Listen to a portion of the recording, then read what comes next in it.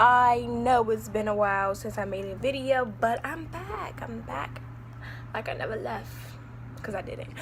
But today I will be doing a story time about the time my boyfriend cheated on me. So this took place during the summer going into 10th grade. So 9th and 10th grade was like a really hard time in my life, like coming into high school and all stuff like that, because 9th grade year, like 2 weeks on my mom's birthday, well, it was on my mom's birthday, but 2 weeks after my birthday, my uncle had passed, and then the summer going into 10th grade, my aunt had passed. So during the summer going into 9th grade, so he had slid into my DMs on Twitter, and he was like, oh, I think you're cute, stuff like that, I want to be your friend. So I'm like, okay, what's wrong with friends? So we was texting for a long time. We was texting from like June, and then like I guess we just started like, you know, talking and like kind of sort of like relationship wise, but not like too serious. So in September, knew that relationship would have been a disaster. We got together on 9/11.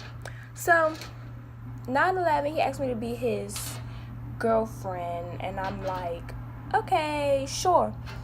So I, of course, after a while, I told my mom about him, and he went to KIPP High School, and we're going to name him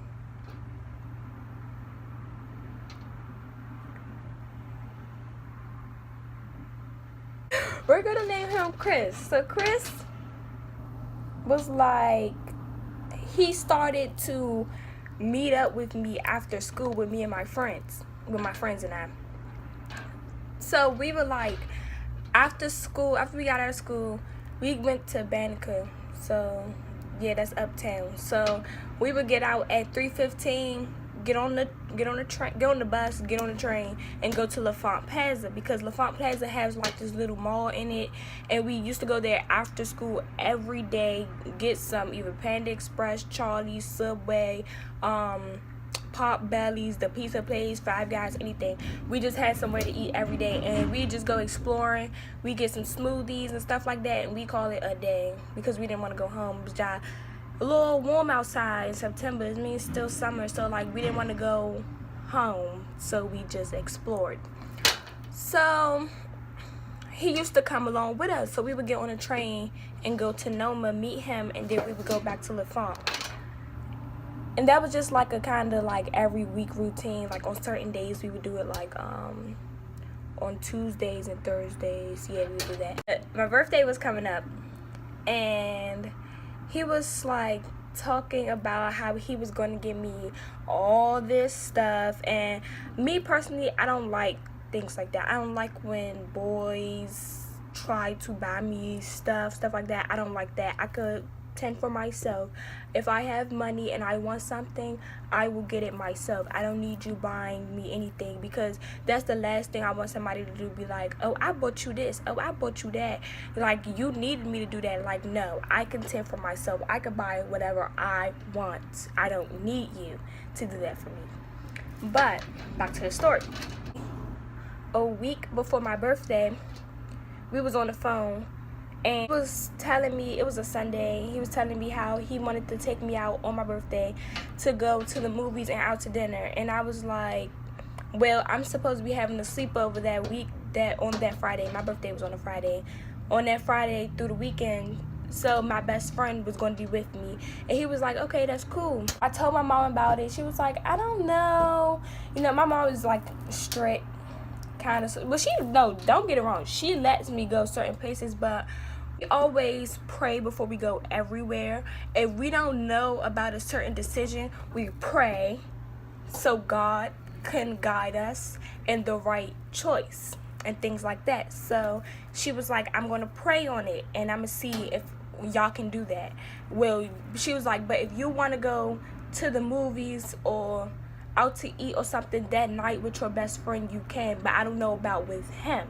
And I was like, all right, because when she was working, she worked from 4 to 9, like 4 p.m. to 9 p.m. So we wasn't gonna go home until later on that night, and she didn't want me to just like go to school and then be bored. So she was like, go out, have fun with your friends and stuff like that.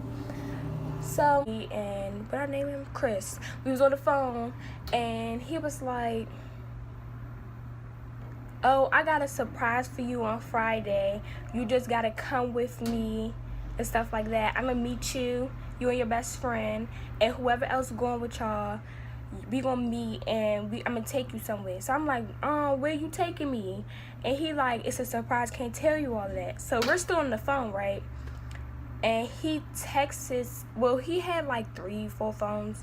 Should have known he wasn't ain't nothing, because if a dude got more than one phone, he doing something on the other 3. But we ain't gonna talk about that.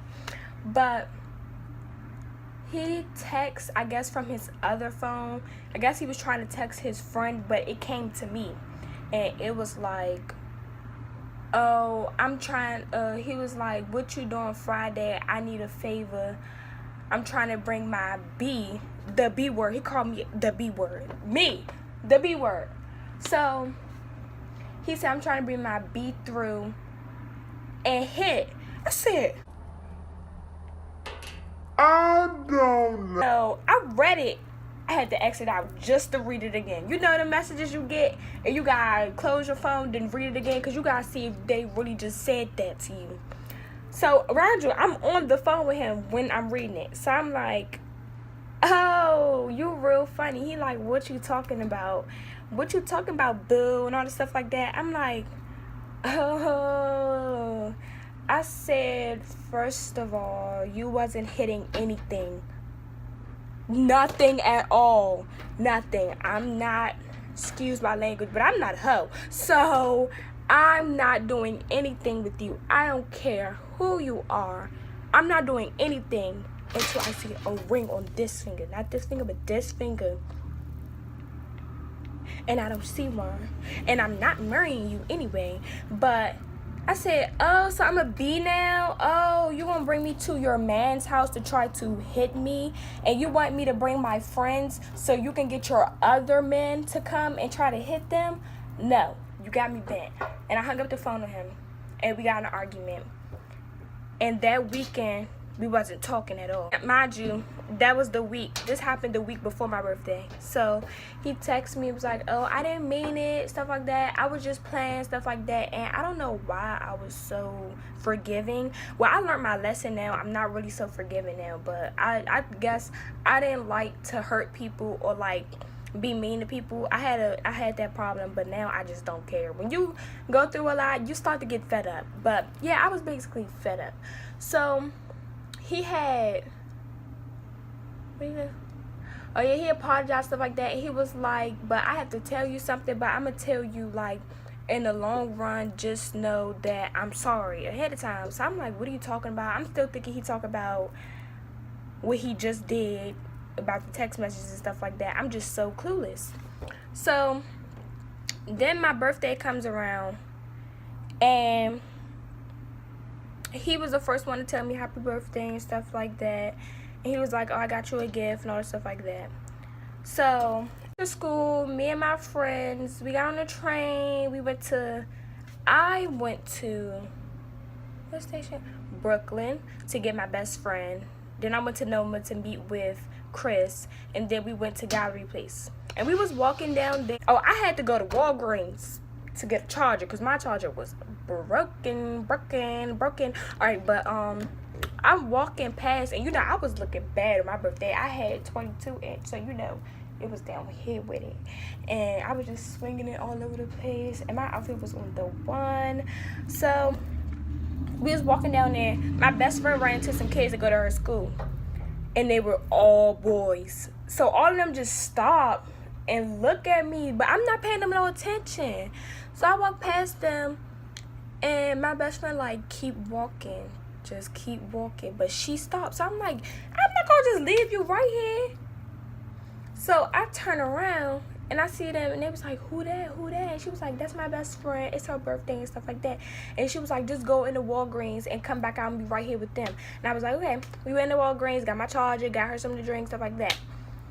We go back to right there, and they all come back on. They all like, happy birthday, best friend. I'm like, thank you. And then this one boy gets to flirting with me right in front of Chris. Chris does nothing.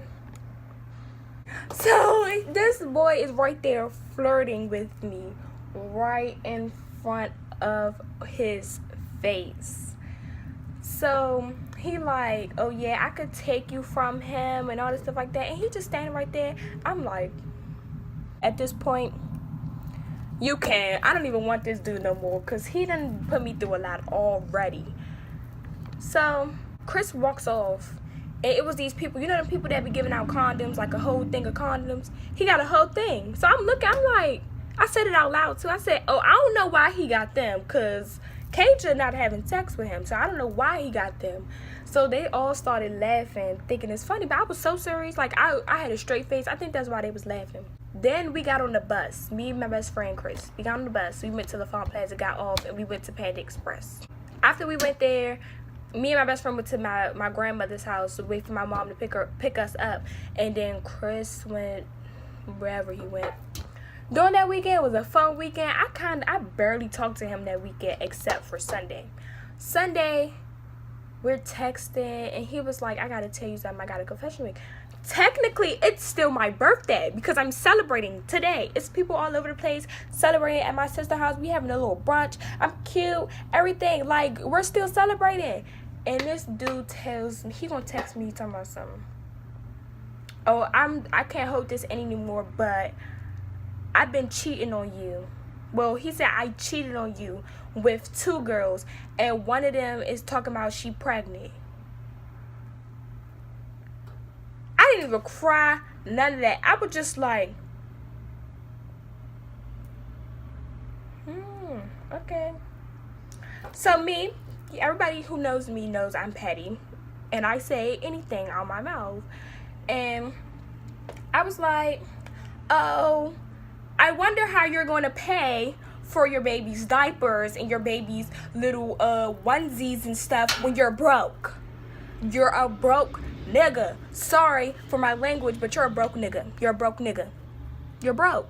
So how you gonna, when we go out to eat, you be eating from my plate? What you mean? What you mean? You can't even afford for you to eat. So how you gonna take care of a whole baby? But I left him alone, but he kept trying to like harass me after that and stuff like that. But lucky him, we saw him down gallery the next week. Me, my best friend, and my other friend, we saw him down gallery. One of my other friends called me. She was like, Kaja, Chris is down here with another girl and she looked pregnant. We said, oh, for real? Bet. Hung up the phone, we ran down there. So I'm standing there right there by the pole. My friends go over there and was like, oh, so you want to cheat on my friend? You want to cheat on my friend? And stuff like that. And he started running. But my best friend grabbed him by his book bag. They yanked him back and would start smacking him all over his face. The girl is in the corner scared that she's about to be next. And then he took the chance. A train was coming and the doors open. He took the chance, ran in the train and left the girl by herself. That is your whole baby mama and your whole baby in her stomach, and you gonna leave her by herself? It's crazy. It's my story time about how my ex cheated on me. If you like this video, give it a thumbs up. And if you ain't already, subscribe. Cause remember, life without Kaja Brochet is not lit tape. Let me stop that chap stuff. But see ya!